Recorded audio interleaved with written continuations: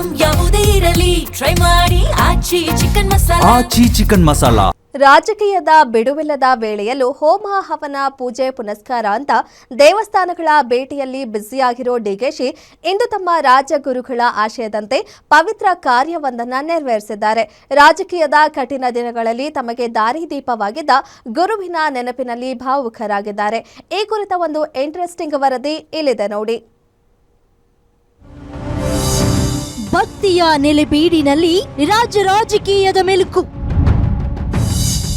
Rajguru Dwarakanath ಭವಿಷ್ಯವಾಣಿ ನೆನೆದ CM DKShi.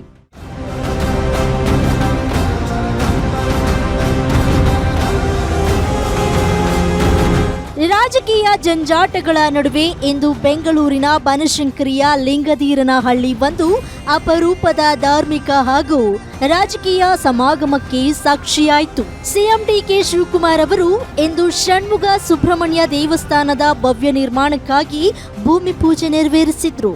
ಈ ವೇಳೆ ಕೇವಲ ಧಾರ್ಮಿಕ ವಿಧಿವಿಧಾನಗಳಷ್ಟೇ ನಡೆಯಲಿಲ್ಲ, ಬದಲಿಗೆ ಪಕ್ಷದ ನಾಯಕರ ದಂಡೆ ನೆರೆದು ರಾಜಕೀಯದ ಬಾಂಧವ್ಯಕ್ಕೂ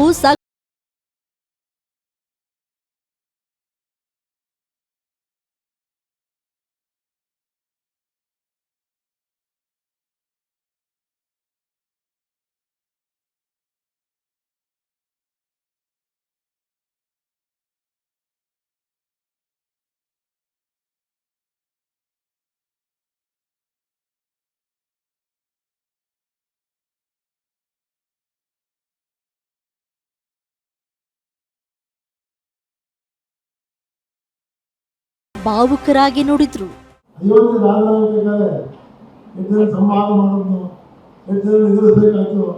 ಏನೇನು ಮಾಯಾಮೋಹ ಎಲ್ಲ ಚಿಂತೆ ಬಿಟ್ಟು ಎಲ್ಲ ಮಾಡಿದ್ರು ಕಷ್ಟಪಟ್ಟೆ ಅಯೋಧ್ಯೆಯನ್ನು ಸಂಪಾದನೆ ಮಾಡಿದ್ದಾರೆ.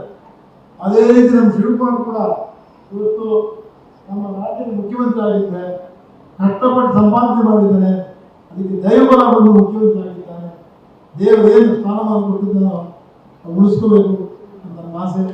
ಗುರುಗಳ ಹಾರೈಕೆಗೆ ಕೃತಜ್ಞತೆ ಸಲ್ಲಿಸಿದ ಮುಖ್ಯಮಂತ್ರಿ ಡಿಕೆ ಶಿವಕುಮಾರ್ ರಾಜಗುರು ದ್ವಾರಕನಾಥ್ ಅವರೊಂದಿಗಿನ ತಮ್ಮ ದಶಕಗಳ ಹಳೆಯ ಬಾಂಧವ್ಯವನ್ನ ನೆನಪಿಸಿಕೊಂಡ್ರು. ಅನೇಕ ಟೀಕೆಗಳ ನಡುವೆಯೂ ಧೃತಿಗೆಡದೆ ಸಾಗಿದ ಗುರೂಜಿ ಹಿಂದೆ ದೇವರಾಜ ಅರಸು, ಎಸ್ಎಂ ಕೃಷ್ಣ ಧರ್ಮಸಿಂಗ್ ಅವರಂತಹ ದೈತ್ಯ ಮುಖ್ಯಮಂತ್ರಿಗಳಿಗೆ ಮಾರ್ಗದರ್ಶನ ನೀಡಿದ್ದನ್ನ ಸ್ಮರಿಸಿದ್ರು. ಇದೇ ವೇಳೆ ತಮ್ಮ ಬದುಕಿನ ಕಠಿಣ ಕಾಲದಲ್ಲಿ ಗುರುಗಳ ಮಾರ್ಗದರ್ಶನದಿಂದ ನಡೆದ ಪವಾಡ ಸದೃಶ್ಯ ಘಟನೆಯನ್ನ ಬಿಚ್ಚಿಟ್ಟ ಡಿಕೆಶಿ, ಭಕ್ತಿ ಮತ್ತು ಆಧ್ಯಾತ್ಮದ ಶಕ್ತಿಯೇ ತನ್ನನ್ನ ಎಲ್ಲಿಯವರೆಗೆ ಮುನ್ನಡೆಸಿದೆ ಎಂದು ಮನದಾಳದ ಮಾತುಗಳನ್ನಾಡಿದ್ರು. ನಮ್ಮ ಶಿವನ ಮೂರನೇ ಕಣ್ಣಿನ ತೇಜಸ್ಸಿನಿಂದ ಹುಟ್ಟಿದಂತ ನಮ್ಮ ಸುಬ್ರಹ್ಮಣ್ಯ, ಆ ಸುಬ್ರಹ್ಮಣ್ಯನ ಕೃಪೆ ಎಲ್ಲರೂ ಕೂಡ ಇರಲಿ. ಅವ್ರಿಗೆ ನಂಬಿಕೆ ಬಹಳ ಮುಖ್ಯ. ಇಲ್ಲಿ ಮನುಷ್ಯನಿಗೆ ನಂಬಿಕೆ ಬಹಳ ಮುಖ್ಯ.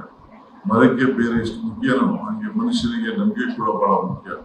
ಆ ನಂಬಿಕೆಯಲ್ಲಿ ಇವತ್ತು ನಾವೆಲ್ಲ ಸೇರಿ ಇವತ್ತು ಈ ದೇವಾಲಯದ ಕಟ್ಟಡ ಭೂಮಿ ಪೂಜೆ ನಿಮ್ಗೆ ಕೈ ಕೊಟ್ಟಿದ್ದಾನೆ ದೇವರು. ದೇವರು ಏನ್ ಕೊಟ್ಟಿದ್ದಾನೆ? ಕಣ್ಣು ಕೊಟ್ಟಿದ್ದಾನೆ, ಕಿವಿ ಕೊಟ್ಟಿದ್ದಾನೆ, ಏನು ಕೊಟ್ಟಿದ್ದಾನೆ?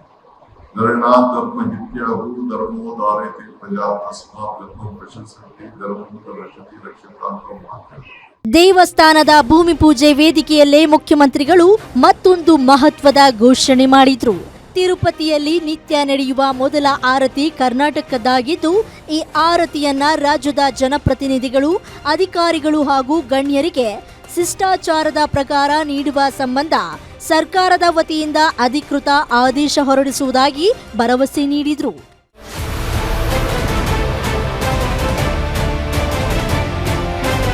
ಒಟ್ಟಾರೆಯಾಗಿ ರಾಜಕೀಯ ಸಂಘರ್ಷಗಳು ಮತ್ತು ಸ್ಥಾನಮಾನಗಳ ಏಳು ಬೀಳುಗಳ ನಡುವೆ ತಮಗೆ ಸದಾ ಸರಿಯಾದ ದಾರಿ ತೋರಿಸಿದ ಗುರುಗಳ ಇಚ್ಛೆಯಂತೆ ಸುಬ್ರಹ್ಮಣ್ಯ ದೇವಸ್ಥಾನದ ಭೂಮಿ ಪೂಜೆಯಲ್ಲಿ ಭಾಗಿಯಾದ ಡಿಕೆಶಿ ತಮ್ಮ ರಾಜಕೀಯ ಹಾದಿಯನ್ನ ಮೆಲುಕು ಹಾಕಿದ್ದು ಮಾತ್ರ ವಿಶೇಷವಾಗಿತ್ತು.